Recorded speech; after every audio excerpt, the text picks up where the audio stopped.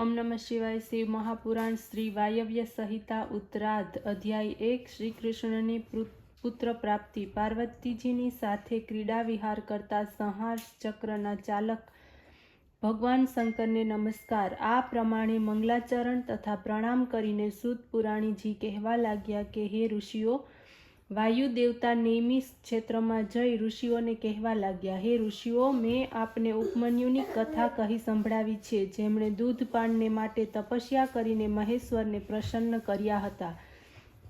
हवे आगळ तमारे शुं सांभळवानी इच्छा छे? आटलुं सांभळता ज ऋषिओ बोल्या, धन्य छे सूतजी, हवे कृपा करीने अमने ए संभळावो। भगवान श्री कृष्णे उपमन्युનું દર્શન પ્રાપ્ત કરીને એમની પાસેથી પાશુપત વ્રત કરવાની આજ્ઞા પ્રાપ્ત કરી હતી। એ પરમ વ્રતનું જ્ઞાન કેવી રીતે થયું?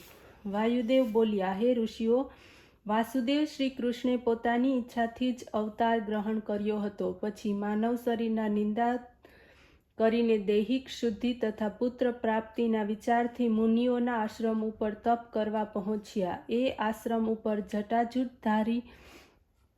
ધારણ કરનાર, ભસ્મને લગાડીને ત્રિપુંડ તિલક લગાડનાર ઉપમન્યુ તપસ્વીના એને દર્શન થયા। શ્રી કૃષ્ણએ એમને પ્રણામ કર્યા, 3 પરિક્રમા કરીને હાથ જોડ્યા, નમ્રતાપૂર્વક સ્તુતિ પ્રાર્થના કરી।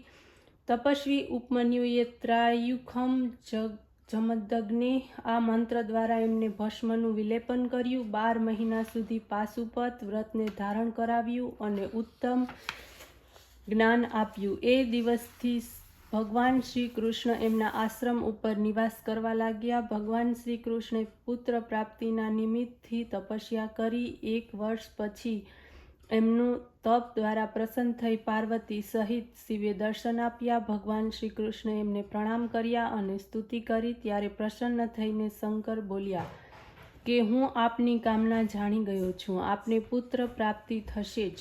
આ પ્રમાણે વરદાન આપી શિવજી અંતર્ધ્યાન થઈ ગયા। એ જ વરદાનના પ્રભાવથી શ્રી કૃષ્ણને જાંબવતી દ્વારા સાંબ નામના પુત્રની પ્રાપ્તિ થઈ।